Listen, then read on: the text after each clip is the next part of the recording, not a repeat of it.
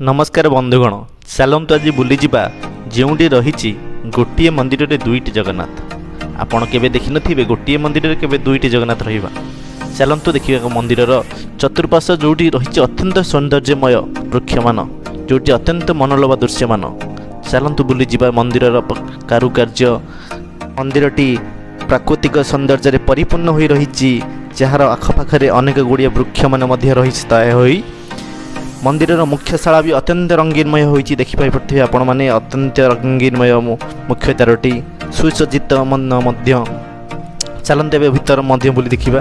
मंदिरटी नदी एवं समुद्र मिलन स्थल उपस्थापित हो उठी, से मंदिर मध्य रही अनेक गुड़िए सौंदर्यमय वृक्ष मान। चलतु देखि चलिबा जो आपण मानकर अपेक्षा थिला गोटे मंदिर में दुईटी जगन्नाथ कहीं रही कौन पर रही एथि कौन किंवदंती स्थायी नहीं। जगन्नाथ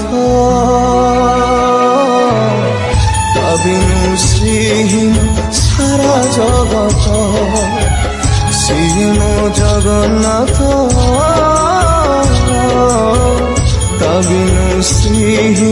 सारा जगत। जोटी महाप्रभु रही पाखरे माँकर रहिबा भी सौभाग्य। तो माँ को भी दर्शन कर चलिबा। चलो माँकर किसी अभूला मुहूर्त को दर्शन करवा, जहाँ रही महांकर अपूर्व लीला एठारे। माँ लक्ष्मी माता कृपा एठी रही समस्त ऊपर।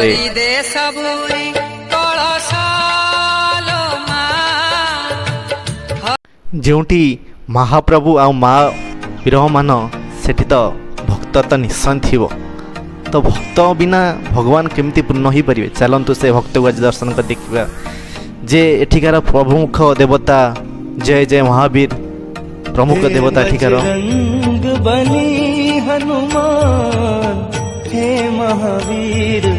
यह रही प्रभुंकर स्नान मंडप, जो थे प्रभु वर्ष को थरे मंदिर बाहरी स्नान करिथांती। तो मंदिर पछपटे रही एक बौल गछ, जो बौल गछरे भक्तगण छुटी आसी मानसिक रखी बांधि देते एक ढागरा, जो ढागरा को पूर्ण होला संपूर्ण रूपे काढ़ी मनोन्मासी भोग करथांती। कहार कौन मनस्कामना पूर्ण होता है, कहार किसी आशा पूर्ण होता है, यही भाव मनस्कामना समस्त पूर्ण होता है। तो मंदिर पछपटे आप देखिपे अत्यंत सौंदर्य भाव ढागरा बंधा जाइए। तो चलतु एवं बुली देखा मंदिर में कौन सब रही मनोलोभा दृश्यमान। तो आपण मैंने देखिए यह रही मंदिर मुख्य कार्यालय। कार्यालय संपूर्ण निकट रही महाप्रभुंकर एक सौंदर्यमय बगीचा। बगीचारे नाना प्रकार फूल सुसज्जित। मंदिरटी प्राकृतिक सौंदर्य परिपूर्ण हो रही। मंदिर मुख्य द्वार निकट रही माँ वृंदावती। माँ वृंदावती को किभली भाव नूतन रूप से स्थापना कराई देखिपे आपण मैंने।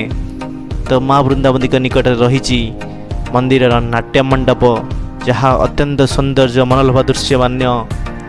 तो नाट्य मंडप आगक रही कल्पवृक्ष। मंदिर रही एक यज्ञ गृह, जो महाप्रभु निकट में यज्ञ कराई समस्त विश्वर मंगल कामना कराई। तो यज्ञ गृह निकट रही एक मंडप, जो विवाह व्रतघर इत्यादि इत्यादि कार्य सब संपादन कराए। तो देखिए मंदिरटी अत्यंत लोभनीय, तो सौंदर्यमय सुंदर कारुकार्य परिष्कार देखिपे आपण मैंने। तो चलते देखिए संध्या आलती।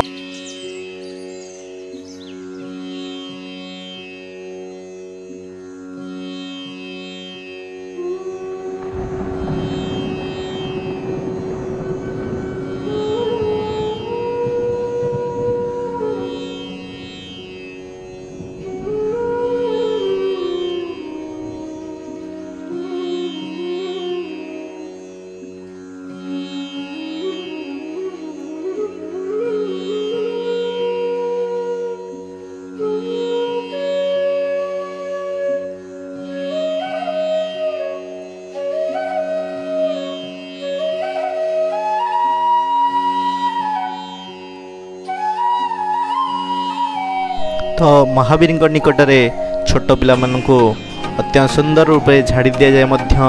महावीर एपरी लीला रही। भूत पेत इत्यादि जहाँ को लगी संपूर्ण रूप झाड़ी दि जाए। ତ ଦେଖିପାରୁଥିବେ ନନା ବସି କିପରି ରୂପେ ପିଲାମାନଙ୍କୁ ଝାଡ଼ି ଦେଉଛନ୍ତି, କୋଳେଇ ନେଉଛନ୍ତି।